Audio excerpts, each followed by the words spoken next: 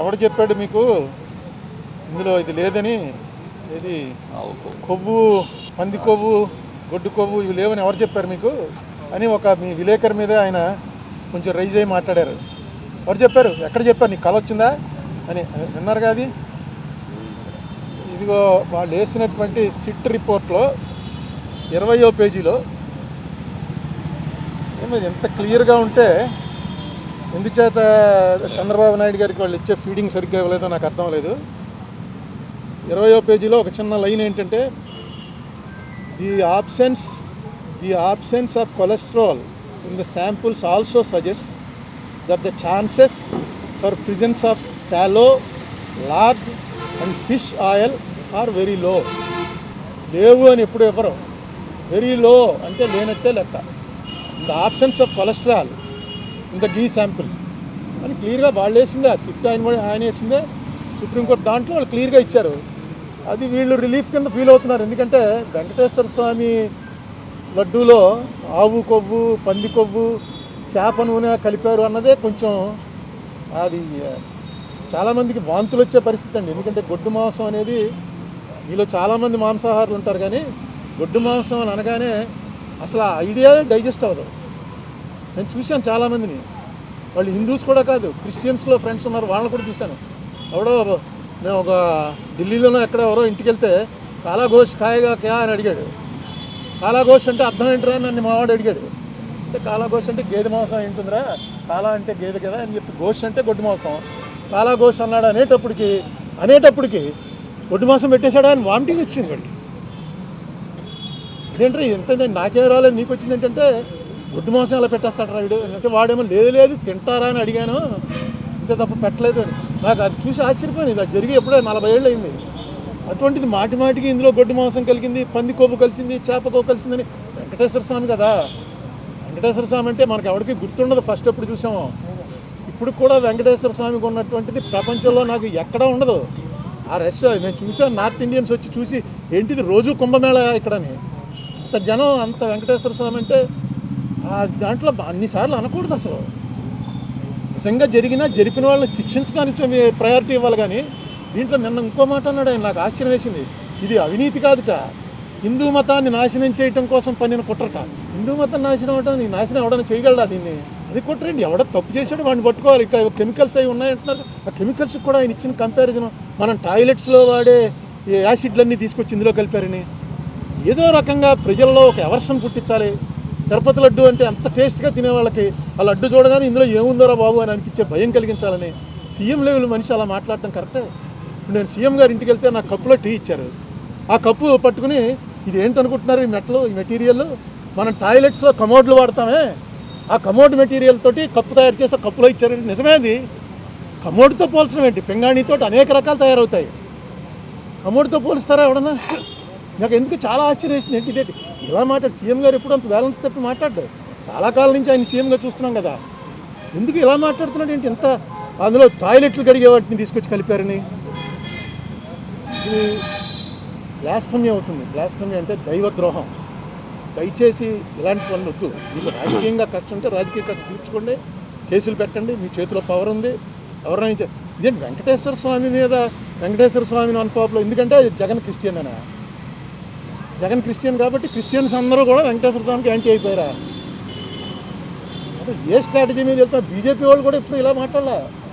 BJP వాళ్ళు డైరెక్ట్గా మాది హిందూ పార్టీ అని చెప్పుకున్నా సరే వాళ్ళు కూడా ఇప్పుడు ఈ లెవెల్లో మాట్లాడరు. మరి చంద్రబాబు నాయుడు గారు పునరాలోచించండి, ఇది కరెక్ట్ కాదు. మిగతా చాలా విషయాలు ఉన్నాయి, తర్వాత చెప్తాను.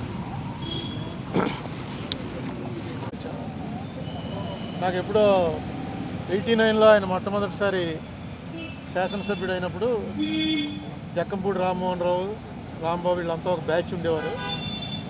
రామ్మోహన్ వల్ల నాకు కూడా వాళ్ళంతా చాలా దగ్గర అయ్యారు. అప్పటి నుంచి ఆ రిలేషన్ అలాగే మెయింటైన్ చేస్తున్నాం. ఇవాళ జైల్లో అసలు ఫస్ట్ వీకే రావాలి, ఇంట్లో బాగోలేదు అందుకని రాలేదు. ఇగో కొత్త రూల్స్ అన్నీ మారుతున్నాయి కదా, చూస్తున్నాం అనమాట. వైలెన్స్ చేసిన వాళ్ళకి, ఆర్సన్ చేసిన వాళ్ళకి,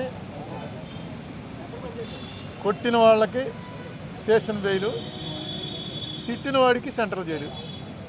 ఇది ఒక కొత్త పద్ధతి మారింది. అసలు తిట్టడం అనే దాని మీద కేసు పెట్టచ్చు, విచారణ జరపచ్చు, కానీ సెంట్రల్ జైల్లో వేయటం అనేది 30 చోట్ల నుంచి కంప్లైంట్లు పెట్టడం, ఒక కొత్త వరవడికి శ్రీకారం చుట్టారు చంద్రబాబు నాయుడు గారి ప్రభుత్వం.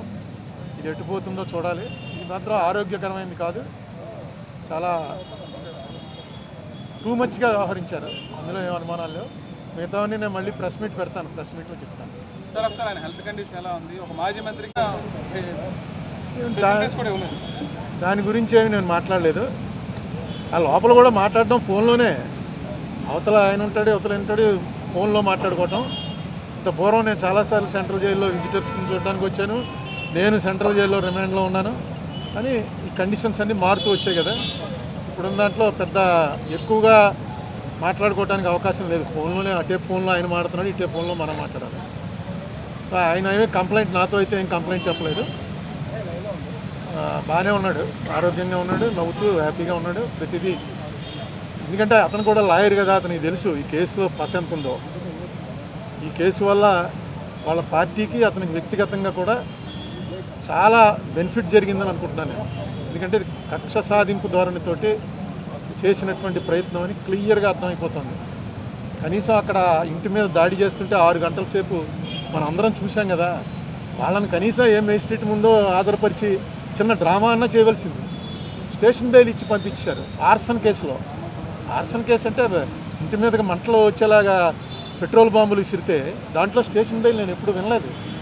అలాగే తిట్టాడన్న కేసులో తీసుకొచ్చి అప్పుడే 2 వారాలు అయిపోయినట్టుంది, తీసుకొచ్చి సెంట్రల్ జైల్లో పెట్టడం, ఇది టూ మచ్ అనమాట. ఇది ఫస్ట్ ఆఫ్ ఇట్స్ కైండ్ అనుకుంటున్నాను. ఏదైనా చూద్దాం ఎటు దారి తీస్తుందో. ఓకే. మన మాజీ మంత్రివర్యులు, వైఎస్ఆర్ పార్టీ సీనియర్ నాయకులు అంబటి రాంబాబు గారిని పరామర్శించాం. ఆయన అయితే బయట ఎలాగా హుషారుగా ఉంటారో, ప్రశాంతంగా ఉంటారో, లోపల కూడా అలాగే ఉన్నారు. ఎందుకంటే తప్పు చేయలేదు కాబట్టి ఆయనకి అంత ఆత్మన్యూనతా భావం, ఇన్ఫీరియారిటీగా ఏం లేరు ఆయన.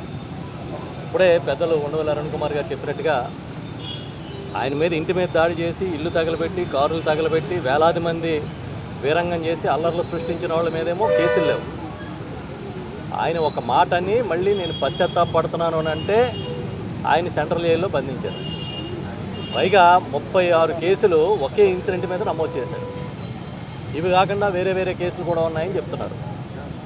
అంటే బహుశా ఇంత దుర్మార్గమైన పరిపాలన చంద్రబాబు నాయుడు గారు చేయగలుగుతాడని మేమే కాదు, తెలుగుదేశం పార్టీ నాయకులు చాలామంది కూడా ఊహించి ఉండరు.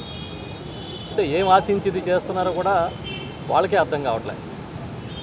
ఈ ప్రభుత్వం అన్ని విషయాల్లోని ఫెయిల్ అయిపోయి చివరికి ఆ ఫ్రస్ట్రేషన్లో కూరుకుపోయి ఇలాంటి సంఘటనల ద్వారా డైవర్షనల్ పాలిటిక్స్ చేయాలని ప్రయత్నం చేస్తున్నట్టుగా